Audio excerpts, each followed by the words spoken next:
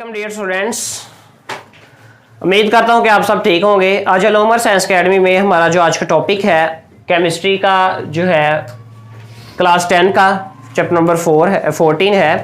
तो हमारा टॉपिक है ozone depletion and it's effects कि ओजोन में कमी। डिप्लीशन का मतलब होता है, डिप्लीट का मतलब होता है कमी, कम होना, एंड इट्स इफेक्ट्स और इसका हमारे पे और एक्वेटिक लाइफ और तमाम जिंदा जानदारों पर क्या असर होता है। तो ये हम इसका पढ़ने वाले हैं तमाम जानदारों पर, ठीक है। बहरहाल सबसे पहले तो आपको इंट्रोडक्शन होना चाहिए ना, आपको पता होना चाहिए व्हाट इज ओजोन। ओजोन है क्या भला, किस चीज को हम क्यों ओजोन बोल रहे हैं, इनके व्हाट्स द रीजन कि ओजोन है क्या, इसकी शक्ल किस तरह की है या किसको हम ओजोन बोलते हैं। सो एलोट्रोपिक फॉर्म ऑफ ऑक्सीजन, ये ऑक्सीजन की एलोट्रोपिक फॉर्म है। मीन्स उसे देखें हमारे पास एलोट्रोपिक फॉर्म होती है किसी एक एलिमेंट का, एलिमेंट वही हो उसका एक या दो मुख्तलिफ हालतों में पाया जाना, उसे हम बोलते हैं allotropic form. Let's say that oxygen की एलोट्रोपिक फॉर्म हमारे पास ये भी है, एटॉमिक फॉर्म है, ये O2 भी है यानी कि ये मॉलिक्यूलर फॉर्म है, तो O3 भी ये है, ठीक है। ये एलोट्रोपिक फॉर्म O3 की फॉर्म में पाया जाता है। इसकी शक्ल या इसका जो है फार्मूला ये है। बहरहाल फिजिकल स्टेट क्या है, होती कैसी है, सॉलिड होती है या लिक्विड होता है या गैस होती है। तो मैटर की ये गैसीय स्टेट में पाया जाता है। फिर है अपीयरेंस के कैसे दिखाई देता है, यानी कि चिट्टा या काला या कैसा है, यानी कि आसमानी रंग का, किस तरह का है। तो इसका मतलब पेल ब्लू, हल्का ब्लू सा है, ठीक है। फिर है स्मेल इसकी बहुत मीठी है, फ्रेग्रेंस है या बस दिल ही नहीं करता उसको सूंघने को। पंजेंट है यानी कि अच्छी नहीं है इतनी स्मेल, सो पंजेंट स्मेल है। फिर आ जाए जी what's the location of ozone layer, ये कहाँ पे रहता है, इसका एड्रेस क्या है, इसको मिलना हो तो कहाँ पे जाके मिल सकते हैं। सो आपने अगर इसको मिलना हो ना तो बहुत ज्यादा फ्यूल खर्च करके रॉकेट के जरिए आप स्ट्रेटोस्फीयर में जाएं तो इसको देख सकते हैं ऊपर, यानी कि वहां पे ये पाई जाती है in the mid of stratosphere, यानी जमीन की बुलंदी से 25 से 30 किलोमीटर तक, या कुछ किताबों में ये भी लिखा हुआ है 20 to 50 किलोमीटर तक जो है ये उस रीजन में पाई जाती है। फिर है the very important question, short question आपको आता होता है, ये बहुत इंपॉर्टेंट शॉर्ट क्वेश्चन है, अक्सर पेपर्स में आया भी हुआ है, इसलिए मैं इसको बड़े अच्छे से समझाऊंगा। हमारे पास सबसे पहली layer, the first layer of atmosphere is troposphere, ठीक है। उससे हमें फिर आती है स्ट्रेटोस्फियर मैंने ये स्ट्रेटोस्फियर बना ली है।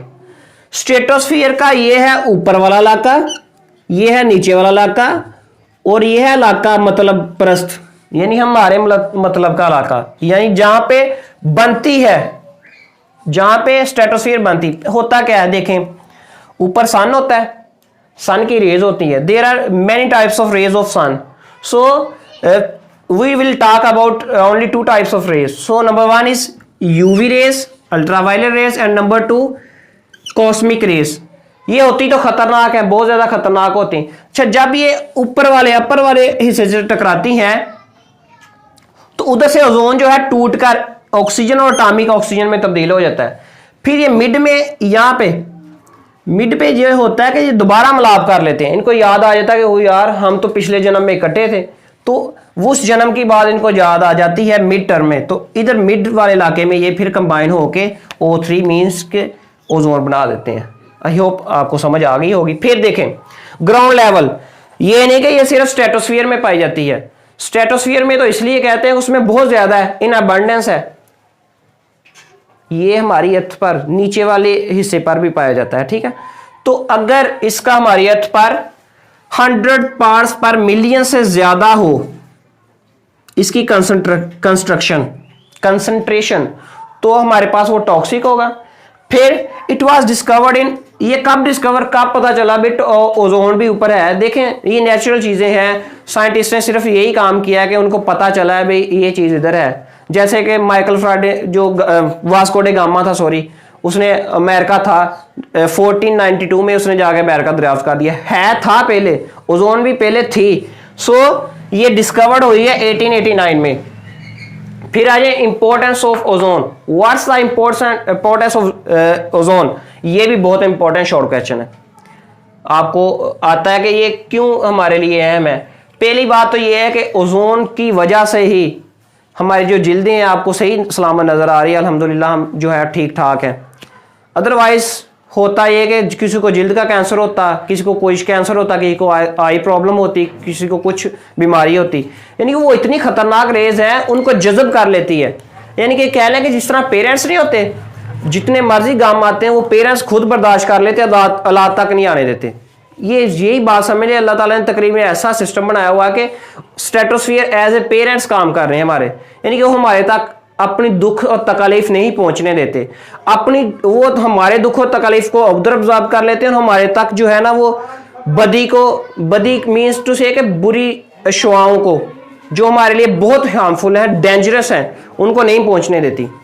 सो प्रिवेंट फ्रॉम मलेरिया से बचाती डिजीजेज हैं, स्किन कैंसर जिल्द के कैंसर से बचाती हैं, जेनेटिक म्यूटेशन से बचाती, आई प्रॉब्लम आंखों के जितने भी प्रॉब्लम बहुत ज्यादा होते अगर ओजोन ना होती, क्यों ना होती, होनी थी, क्योंकि अल्लाह ताला ने ऐसा सिस्टम तो डेवलप करना था इंसान के लिए जो था एक अच्छा रहने सहने का माहौल तो फराम रब ने वादा किया था तो वो देना ही था। इसलिए ये कुदरत के मराहल हैं, साइंटिस्ट जितना मर्जी मिल लें, हर कुदरत के हर पॉइंट को उसमें कुछ ना कुछ हिकमत है। फिर डिप्लीशन ऑफ ओजोन लेयर, इसकी कमी की वजह से आजकल हमें सामना हो सकता है और हमें खतरात लायक हो रहे हैं, ये ना हो कि इसकी कमी हो ही जाए और हमें बहुत ज़्यादा नुकसानात का सामना करना पड़ जाए। इसलिए इसकी डिप्लीशन किस तरह होती है, किस केमिकल से होती है, किन किन गैसेस से होती है, वो मैं आपको बताऊंगा। So cause, what's the cause behind this depletion? So chlorofluorocarbons, जिसमें CFC, जिसको हम इन शॉर्ट CFC क्लोरोफ्लोरोकार्बन, यानी कि क्लोरोमीन के Cl, फ्लोरोफ्लोरीन कार्बन्स, ठीक है, इस तरह इनका ये एब्रीवेशन है। फ्रॉम, ये कहां से खारिज होती क्लोरोफ्लोरो गैसेस जो है हमारे पास? From refrigerators. देखें हमारी जितनी भी आसानियां हैं इन्हें पूरी कायनात को इन्होंने दुख ही दिया है।